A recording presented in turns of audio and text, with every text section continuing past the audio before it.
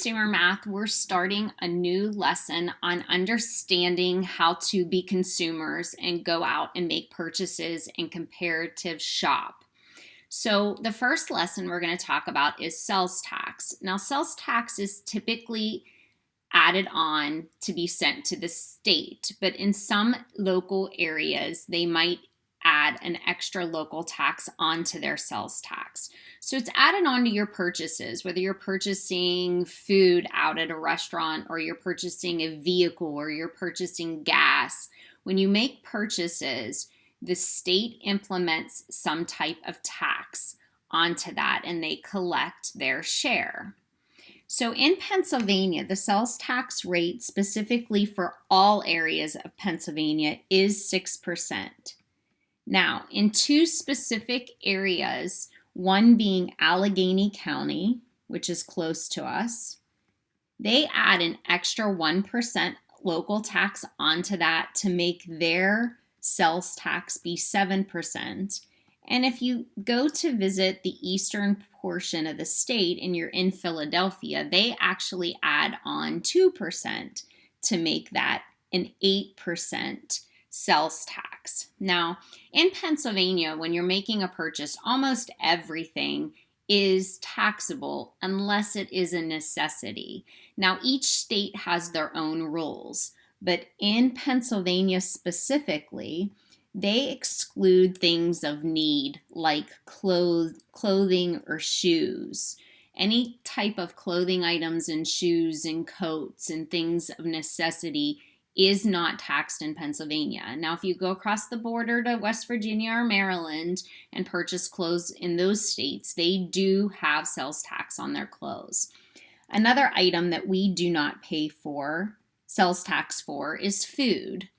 Now, there's a difference between going to the grocery store and buying bread, milk, and eggs. Those items are not taxable versus going to a restaurant and getting food prepared for you. Prepared food items will be taxable. Even in a grocery store, if you buy hot foods in a grocery store that has been prepared for you, those are taxable items.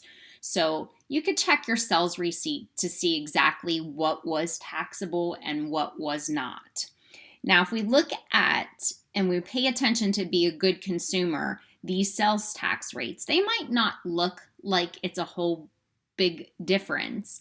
And when you're making small purchases, you will hardly notice that extra 1% or 2%. But if you're making a larger purchase, so let's say we're buying a vehicle, and we'll just say that that vehicle costs $20,000.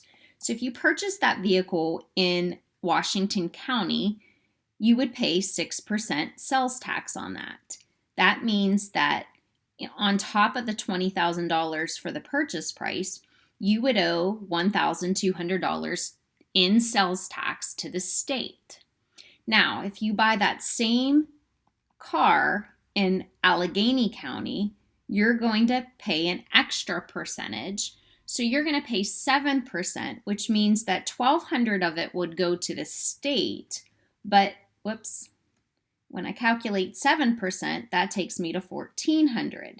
That extra $200 goes to Allegheny County. So you can see when you're making large purchases, that extra percent adds up. That's an extra $200.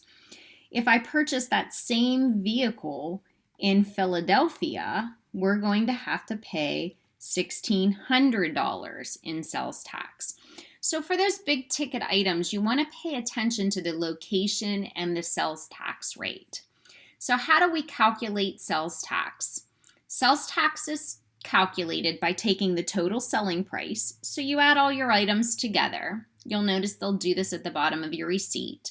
And they'll multiply it by the sales tax rate. Now, the sales tax rate has to be put into decimal form.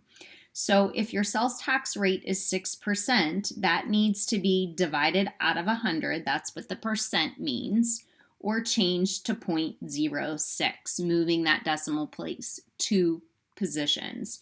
So if you have a sales tax rate of 5.5%, when you move that decimal, that would give you 0.055. You're going to move that decimal point 2 places. So let's look at a scenario. So Kiera is going to buy a cell phone and a case at the Verizon store for $899.99, and the case will be $49.98. What was her sales tax? So in Uniontown, she's going to have just the Pennsylvania sales tax rate of 6%. The first thing we've got to do is calculate her selling price. Now, with cell phones, the companies will allow you to pay for that cell phone over 2 years, but you're going to accrue an upfront selling price, an upfront tax that you have to pay, which is the tax on the entire item. So we're going to add our total selling price together. $899.99 and $49.98 gives us a total selling price of $949.97. So we're going to take that selling price and we're going to multiply it by our sales tax rate of 6% and find that we're going to owe in our upfront cost $57 total. And you're probably going to have to pay for that case upfront too. They're not going to split that up. But there are upfront costs in taking that phone and splitting it over a 2-year payment plan. So what is she going to pay in total? Well, if her selling price of the items were $949.97 and she adds $57 to sell for sales tax, her total purchase price is going to be $1,006.97. That will be her total. Now let's look at this second scenario. So this is Brandon, and Brandon's going to buy the same phone and the same case, but he's going to purchase it at the South Hills Village Mall instead of Uniontown. So South Hills Village is in Allegheny County, so Brandon's going to have to pay 7% sales tax. So his selling price is still going to be $949.97, but he's now going to be calculating that at a 7% rate. So 7% of $949.97 is going to be $66.43.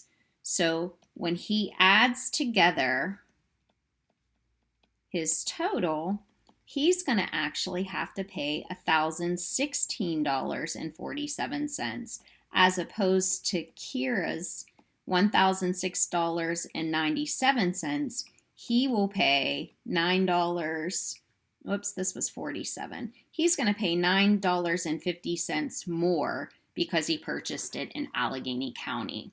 So you always want to make sure that you comparative shop and see how the tax is going to affect your final payment. So look on Google Classroom for your assignment and send me any questions that you may have.